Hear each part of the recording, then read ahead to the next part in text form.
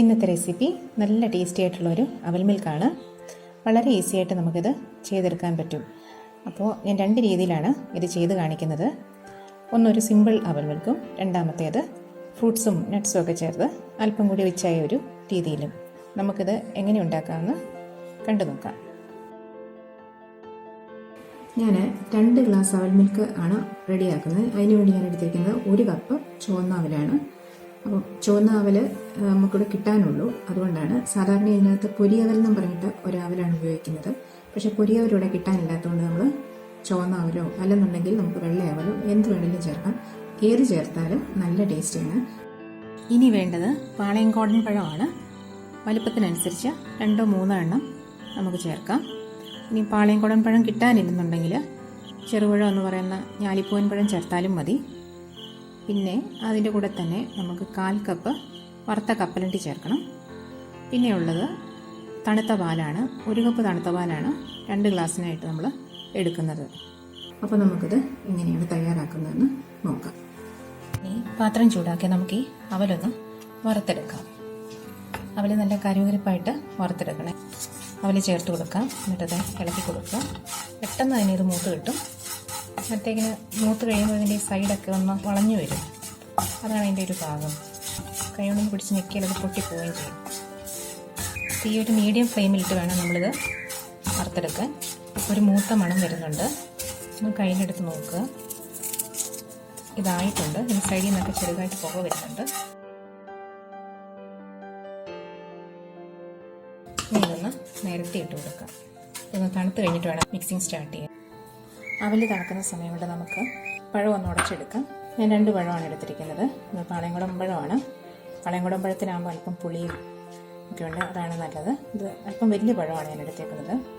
2 വലിയ ഗ്ലാസ് അവൽ മിൽക്കിനുള്ളതാണത്.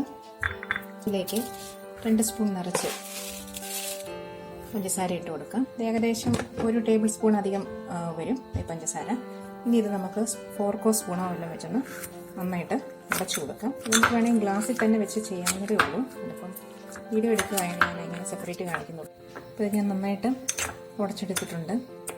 ഒരുപാടങ്ങ് ഉടഞ്ഞു പോകണ്ട. ചെറിയ ചെറിയ കഷ്ണങ്ങളുള്ളത് നല്ലതാണ്. നമ്മൾ മിക്സിയിലൊന്നും അടിക്കണ്ട. ഇങ്ങനെ തന്നെ അങ്ങ് ഇട്ട് കൊടുക്കാം. ഇനി നമുക്ക് മിക്സിങ് സ്റ്റാർട്ട് ചെയ്യാം. പഴം ഉടച്ച് വെച്ചേക്കുന്ന ആദ്യം ഇട്ട് കൊടുക്കാം. ഇനി അതിൻ്റെ മുകളിലേക്ക് നമുക്ക് എടുത്ത് വെച്ചിരിക്കുന്ന നട്ട്സ് ഇട്ട് കൊടുക്കാം. ഇനിയും കുറച്ച് അവലിട്ട് കൊടുക്കാം. എടുത്ത് വെച്ചിരിക്കുന്നതിൻ്റെ പകുതിയോളം അവലിട്ട് കൊടുക്കാം. പാലിനകത്തൊന്നും മധുരം ചേർക്കുന്നില്ല നമ്മൾ. അതുകൊണ്ട് ഞാൻ ഈ സ്റ്റേജിൽ ഒരു ശകലം കൂടി മധുരം ഇട്ട് കൊടുക്കുകയാണ്. ഇനി പാല് ചേർത്ത് കൊടുക്കാം. വീണ്ടും ഒരു അല്പം കൂടി പഴം ഞാൻ ഇട്ട് കൊടുക്കുകയാണ്. കുറച്ച് അവലും കൂടി ഇട്ട് കൊടുക്കാം. വീണ്ടും ഒരു ശക്കലം പാലോട് ഒഴിക്കുകയാണ്.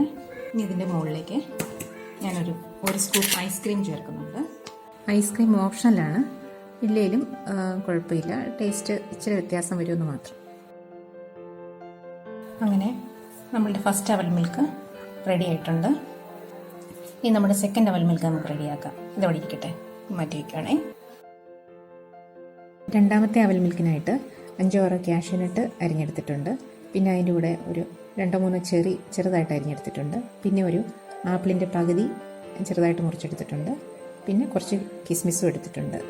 നമുക്ക് സെക്കൻഡ് അവൽ മിൽക്കും റെഡിയാക്കി എടുക്കാം. അതിനായിട്ട് പഴവും പഞ്ചസാരയും ചേർന്ന് മിക്സ് ഇട്ട് കൊടുക്കാം. അതിന് മുകളിലേക്ക് ഞാൻ കാഷ്യൂനട്ട് ഇട്ട് കൊടുക്കുകയാണ്. അതിന് മുകളിലേക്ക് കുറച്ച് ആപ്പിള് ഇനി അവൽ ഇട്ട് കൊടുക്കാം.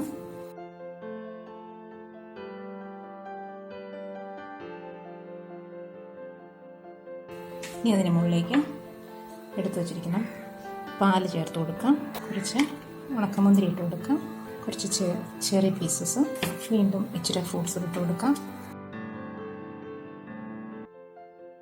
ഇനി നമുക്കിതിന് മുകളിലേക്ക് 1 സ്കൂപ്പ് ഐസ്ക്രീം വെച്ച് കൊടുക്കാം. ഇതിൽ ഞാൻ വീണ്ടും പഞ്ചസാര ചേർക്കുന്നില്ല, കാരണം ഇത് നല്ല മധുരം കാണും. ഇതിന് മുകളിലേക്ക് അല്പം കൂടെ ചെറി ഇട്ട് കൊടുക്കാം. കാഷ്യൂനട്ട് ഹണി നമുക്ക് ഇതിന് മുകളിലൊന്ന് ഡ്രിസിൽ ചെയ്ത് കൊടുക്കാം. നട്ട്സ് മൊത്തം ഇത് ഇട്ട് കൊടുക്കുകയാണ്. അങ്ങനെ നമ്മുടെ സെക്കൻഡ് അവൽ മിൽക്കും റെഡി ആയിട്ടുണ്ട്. മൊത്തം ഒന്ന് മിക്സ് ചെയ്ത് വേണം ഇത് കഴിക്കാൻ. അതുപോലെ തന്നെ ഉണ്ടാക്കിയാൽ ഉടനെ തന്നെ സെർവ് ചെയ്യുകയും ചെയ്യണം. അല്ലെന്നുണ്ടെങ്കിൽ ഈ അവലൊക്കെ അങ്ങ് കുതിർന്ന് വേറെ രീതിയിലായി പോവും. അപ്പം എല്ലാവരും ഒന്ന് ചെയ്തു നോക്കുക. ഇഷ്ടപ്പെടുകയാണെങ്കിൽ ഒന്ന് ലൈക്ക് ചെയ്യാൻ മടിക്കല്ലേ. അതുപോലെ തന്നെ എല്ലാവർക്കും ഷെയർ ചെയ്ത് കൊടുക്കുക. പിന്നെ സബ്സ്ക്രൈബ് ചെയ്യാനും മടിക്കല്ലേ. താങ്ക്